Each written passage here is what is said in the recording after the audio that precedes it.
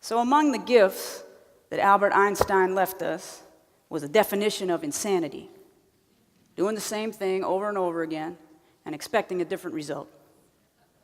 My work is an interesting example: child welfare. It's the government business of protecting children. The primary intervention is to take kids from their parents and put them in foster care, and there's a prevailing belief that this is the responsible thing to do for children who are abused and neglected. Now there are 50 child welfare agencies in the country, and the funds to underwrite them are in the billions. There's not a one among them that's reputed to be working well. Awful things happen to children in foster care. Short term, their outcomes for important things like health and education are abysmal, and long term, it just gets worse. Kids that grow up in foster care, overwhelmingly destined for the penitentiary, the morgue, or the child welfare system when their own kids come into foster care. So in response, a parallel effort arose called systems reform. Now this is the belief that if we could just get government to do child welfare properly, then it would work and everything would be fine. Many more millions of dollars are deployed by foundations to monitors and consultants in an effort to fix things. And yet, we fail. But I was a believer in this fixing thing, and I came to Baltimore. I was back when the agency I run now was considered among the worst in the country, but I knew we could make it work. And we had a good run. Over a 5-year period, we reduced the number of children in foster care by 58%. We reduced the number of kids living in orphanages by 89%. We increased adoptions 59%. We increased the number of kids that left foster care for families by 47%, and we paid all our bills on time. All right?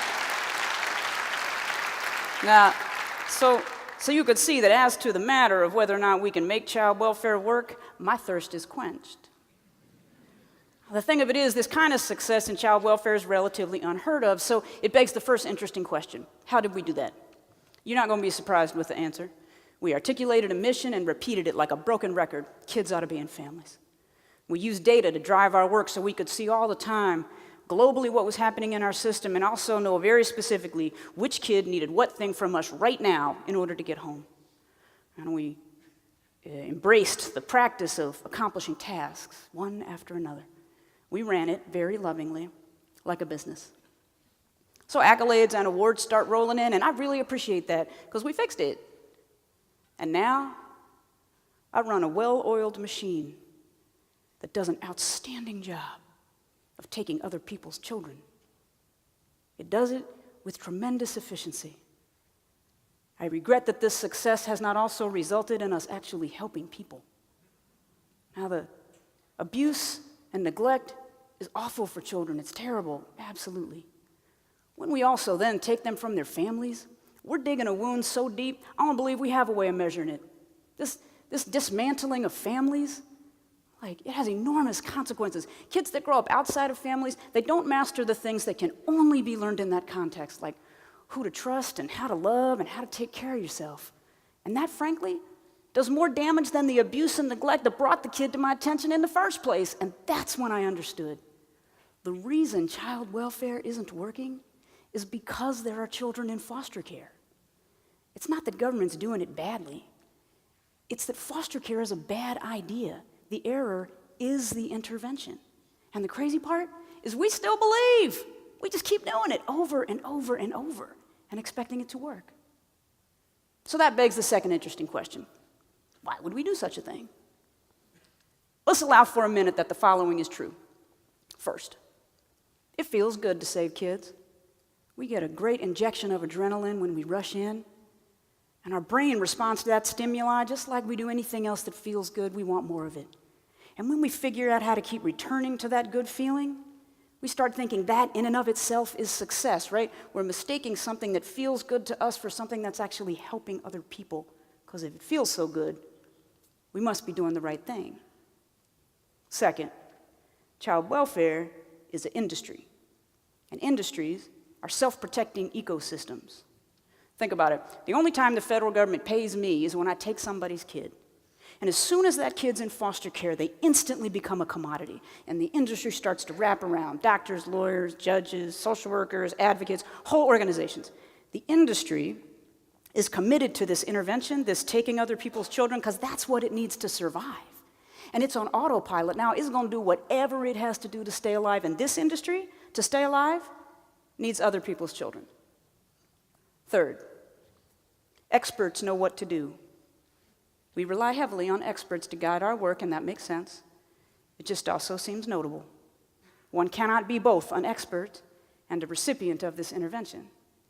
Now, this puts us at risk of not listening to the people that might know the most about what it is we're doing. Kids who grew up in foster care are a great example. You know what they want? They want to go home. And just to be clear, home isn't an address. It's a state of mind. It's knowing what it feels like to have somebody love you. It's knowing you belong somewhere in this world. That's what family does for you. It's the glue that gives you a chance at a successful life. And instead, we spent decades doctoring, lawyering, social working, medicating, and we didn't give these kids the one thing that they needed. This is the infrastructure of modern child welfare. Despite an overwhelming lack of evidence that it's working, we persist. I suspect what's actually happening is that we have a loyalty to the idea of foster care that's going unchecked. I think if we checked it, we might notice that we're doing a great job of soothing our egos, of supporting an industry, and of listening to experts. And meanwhile, a group of people are being damaged. There's a simpler way of saying that, you know.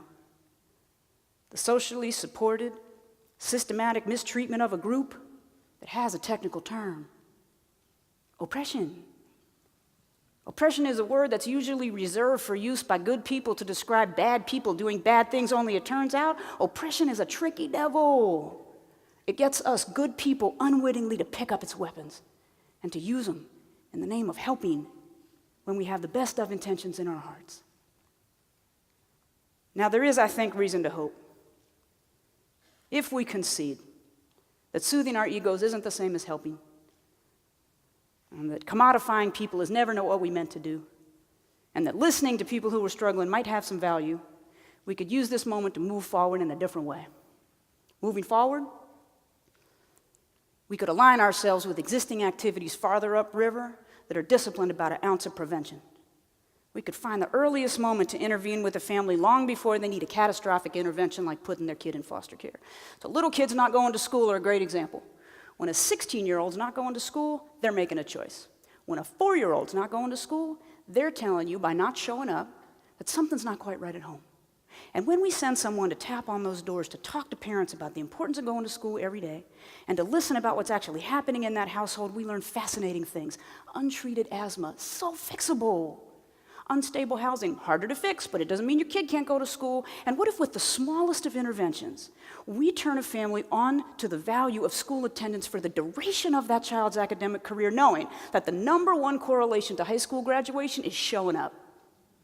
What if instead of waiting and then taking your kid and leaving you to inconsolable grief buried in a bureaucratic maze, what if we act now and instead build a productive citizen? Now, I'm not saying it would mean no kid ever came into foster care. I am saying it could mean that foster care would become an intervention that was rare and brief and wreaked less havoc in our communities. I should be clear. This isn't about whether or not we should protect children. Of course we should, and it's important that we do so.